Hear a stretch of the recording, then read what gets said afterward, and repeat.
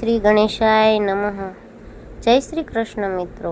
આજના વિડીયોમાં આપણે જાણીશું 16 સોમવારની વ્રત કથા તેમજ તેનો મહિમા અને તેને વ્રતની વિધિ.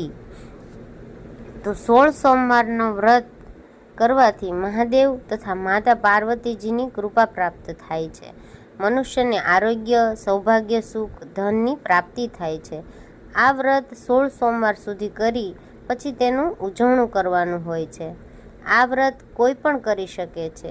શ્રાવણ માસ ભગવાન મહાદેવને અતિ પ્રિય છે અને તેમાંય સોમવારના તો ભગવાન શિવ સ્વામી જ છે. આ વ્રત શ્રાવણ માસના પહેલા સોમવારથી શરૂ કરવાનું હોય છે અને 16 સોમવાર સુધી કરવાનું હોય છે. વ્રતના દિવસે સવારે મહાદેવજીના મંદિરે જઈ શિવ પાર્વતીનું પૂજન કરવું, એકટાણું કરવું અને મહાદેવજીની વાર્તા સાંભળવી. વાર્તા સાંભળતી વખતે હાથમાં ચોખા રાખવા અને હોકારો દેવાને બદલે મહાદેવજી મહાદેવજી એમ બોલવું અથવા ઓમ નમઃ શિવાય ઓમ નમઃ શિવાય એમ બોલવું. હવે આપણે 16 સોમવારની કથા સાંભળીશું. તો એકવાર શંકર અને પાર્વતી પોતાના મંદિરે બેઠા છે અને બેઠા બેઠા સોગઠાબાજીની રમત રમે છે. પરંતુ તેમની રમતમાં કોણ હાર્યું અને કોણ જીત્યું એનો ન્યાય કોણ કરે તેનો વિચાર તેઓ કરતા હતા. એટલામાં આ મંદિરનો પૂજારી તપોધન બ્રાહ્મણ ત્યાં આવી ચડ્યો. એટલે શંકર પાર્વતીએ તેમને પોતાની પાસે બેસવા કહ્યું અને આ રમતનો ન્યાય આપવા જણાવ્યું. શંકર પાર્વતીએ રમત શરૂ કરી અને તપોધન બ્રાહ્મણ તેમની પાસે ઊભો રહ્યો. એક બાજી પૂરી થઈ તેમાં ભગવાન શંકર જીતી ગયા. તેમણે બ્રાહ્મણને પૂછ્યું, કોણ હાર્યું, કોણ જીત્યું? પ્રભુ, આપ જીત્યા અને માતાજી હાર્યા. બ્રાહ્મણે જવાબ આપ્યો. બીજી બાજી શરૂ થઈ તેમાં પાર્વતીજી જીતી ગયા. તેમણે બ્રાહ્મણને પૂછ્યું, કોણ હાર્યું અને કોણ જીત્યું? પ્રભુ, આપ જીત્યા અને માતાજી હાર્યા. પછી ત્રીજી બાજી શરૂ થઈ તેમાં પાર્વતી જીતી ગયા અને તેમણે બ્રાહ્મણને પૂછ્યું, હે બ્રાહ્મણ, બોલ, કોણ હાર્યું અને કોણ જીત્યું? પ્રભુ, આપ જીત્યા અને માતાજી હાર્યા એમ બ્રાહ્મણે જવાબ આપ્યો. આ તપોધન બ્રાહ્મણ 2 વાર જૂઠું બોલ્યો, કારણ તેને તો મહાદેવજીને રાજી કરવા હતા. આથી પાર્વતીજી ક્રોધે ભરાયા અને બ્રાહ્મણને શાપ આપ્યો, હે બ્રાહ્મણ, 3 બાજીમાંથી 2 બાજી હું જીતી છતાં તું જૂઠું બોલ્યો અને ખોટો ન્યાય આપ્યો. આથી હું તને શ્રાપ આપું છું કે તારા આખા શરીરે કોઢ ફૂટી નીકળે. મા પાર્વતીનો શાપ મળતા જ તપોધન બ્રાહ્મણને આખા શરીરે કોઢ ફૂટી નીકળ્યો. બ્રાહ્મણને પોતાની ભૂલ બદલ ખૂબ જ પસ્તાવો થયો. તેણે પોતાને શાપ મુક્ત કરવા માટે શંકર પાર્વતીને ખૂબ જ આજીજી કરી, વિનંતી કરી, માફી માંગી, પણ બધું જ નકામું, કારણ કે આ શાપ પાર્વતીજીએ આપ્યો હતો એટલે કંઈ થઈ શક્યું નહીં. શંકર પાર્વતીજી પણ અંતર્ધાન થઈ ગયા. એટલે તપોધન બ્રાહ્મણ રોતો રોતો કકળતો ત્યાંથી ચાલી નીકળ્યો.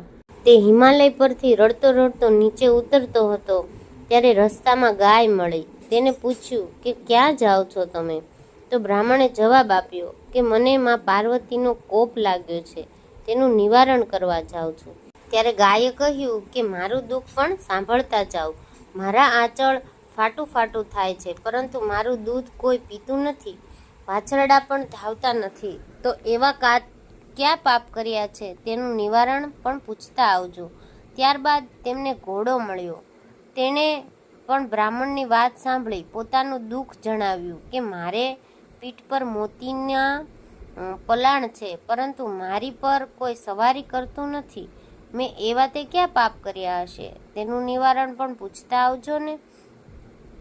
ત્યારબાદ આગળ જતા તેઓ એક આંબા નીચે આરામ કરવા બેઠા. તો આંબો પણ બોલ્યો કે હે બ્રાહ્મણ, મારા 1.25 શેરના ફળ ખાનાર વ્યક્તિ મોતને શરણે થાય છે, તો તેનું નિવારણ પૂછતા આવજો ને. જ્યારે તેઓ તળાવે પાણી પીવા ગયા ત્યારે એક મગર ત્યાં આવ્યો અને કહેવા લાગ્યો કે મારા રૂવે રૂવે બળતરા થાય છે, પાણીમાં રહું કે બહાર, બળતરા તો ઓછી થતી જ નથી, તો મારા પાપનું પણ નિવારણ પૂછતા આવજો ને. શરીરે પરુ નીતરતું હતું અને બ્રાહ્મણ ઘોર જંગલમાં જઈ ને એક પગ પર ઊભો રહીને તપસ્યા કરવા લાગ્યો. કાંઈ પણ ખાધા કે પીધા વિના તે શિવજીના જાપ કરવા લાગ્યો. ભગવાન શિવ તેના ઘોર તપ પર પ્રસન્ન થઈને બોલ્યા કે માંગ માંગ, જે જોઈએ તે તને આપું. તો બ્રાહ્મણે કહ્યું કે હે પ્રભુ, મારા કોઢનું નિવારણ કરો. તો ભગવાને કહ્યું કે જા, તું શ્રદ્ધાપૂર્વક 16 સોમવારનું વ્રત કરજે, તારું દુઃખ દૂર થઈ જશે. બ્રાહ્મણે પૂછ્યું કે વ્રત કેવી રીતે થાય છે તે જરા મને જણાવો. ત્યારે શિવે જણાવ્યું કે શ્રાવણ માસના પ્રથમ સોમવારે દોરાની શેરે 4 ગાંઠો વાળવી, પીળા પટ્ટે દોરો બાંધી મારા દર્શન કરવા અને એકટાણું કરવું. કારતક માસના શુક્લ પક્ષે 16 સોમવાર પૂરા થાય એટલે સવાશેર ઘઉંના લાડવા બનાવી ને તેના 4 ભાગ કરી, એક ભાગ પૂજારીને, બીજો ભાગ બાળકોને, ત્રીજો ભાગ ગાયને અને ચોથાથી કીડીઓના નગર પૂરવા. જો આ તું વ્રત શ્રદ્ધાપૂર્વક કરીશ તો તારી કાયા કંચનવર્ણી થઈ જશે. ત્યારબાદ બ્રાહ્મણે રસ્તામાં મળેલ ગાય, ઘોડો, તળાવ, આંબો, મગર વગેરેના દુઃખ વિશે જણાવ્યું અને તેઓના દુઃખનું આ નિવારણ વિશે પૂછ્યું. તો ભગવાને કહ્યું કે હે બ્રાહ્મણ, જે ગાય તને મળી હતી તે ગયા જન્મમાં સ્ત્રી હતી. તેને ધાવતા બાળકોને તરછોડ્યા હતા. તેથી આ જન્મમાં તેનું દૂધ કોઈ પીતું નથી. તું તેના દૂધથી મારી પૂજા કરજે તો તેનું દુઃખ દૂર થશે. ત્યારબાદ ઘોડા વિશે જણાવ્યું કે તે ગયા જન્મમાં એક વણિક હતો. તેને ગયા જન્મમાં ઘણા લોકોને છેતરીને લૂંટ્યા હતા.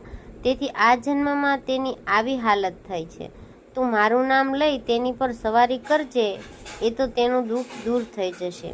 ત્યારબાદ શિવે આંબાનું દુઃખનું નિવારણ કરતા કહ્યું કે ગયા જન્મમાં એક કપટી કંજૂસ હતો અને તેને સાચાનું ખોટું અને ખોટાનું સાચું કરી ધન ભેગું કર્યું હતું. તેથી તેની આવી હાલત હતી.